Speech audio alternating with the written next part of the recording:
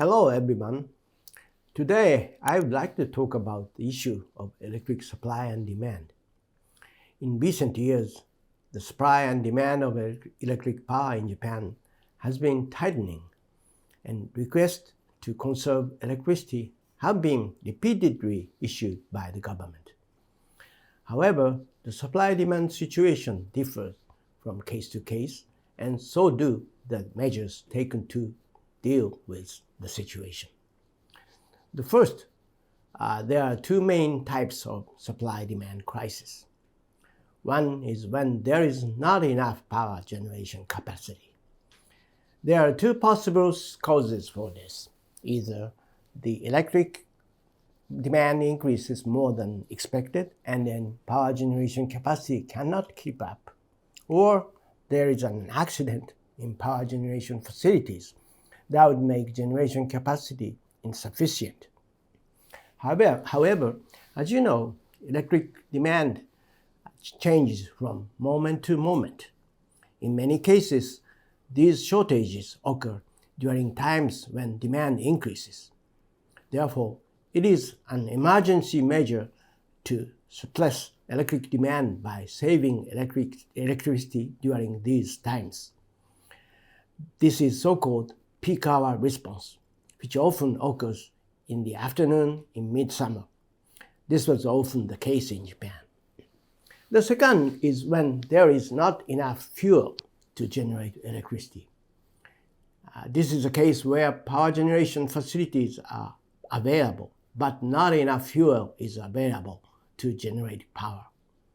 Until sufficient fuel is secured, power conservation is required regardless of peak hours.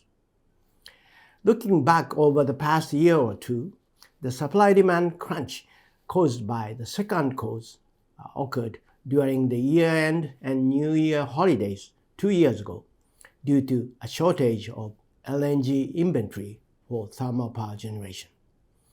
On the other hand, in March of last year, thermal power plants were shut down due to the earthquake off the coast of Tohoku, and the midwinter-like cold weather increased the demand for electricity, resulting in extremely severe conditions. This is due to the first cause. However, there is a more complicated situation in the background. One of them is the deregulation of electricity retailing, which started in 2016 in Japan, resulting in severe price competition for electricity. In order to reduce cost as much as possible to be competitive, it is no longer possible to afford to maintaining excess capacity. Therefore, old thermal power plants with little operation have been closed down one after another.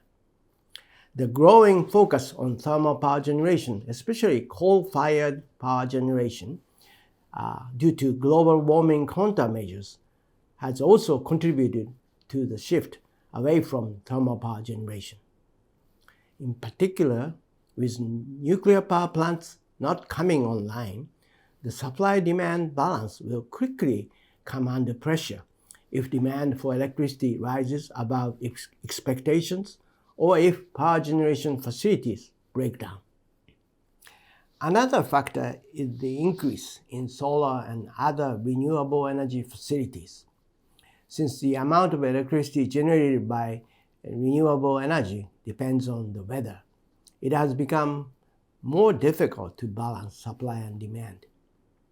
On the day after a snowfall, even when the weather was clear, the snow on the solar panel made it impossible to generate power.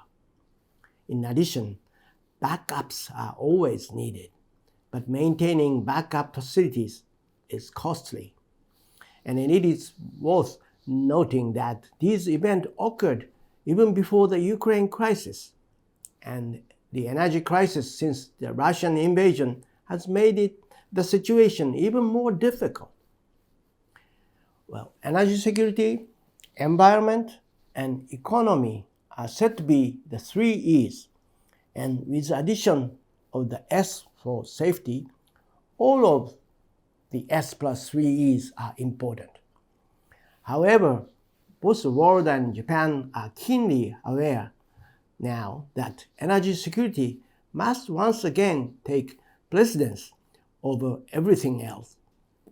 Japan must have keenly realized the importance of energy security during the oil crisis 50 years ago. We would like to make the most of this experience and set an example for the world. Okay, stay curious about energy. Thank you very much.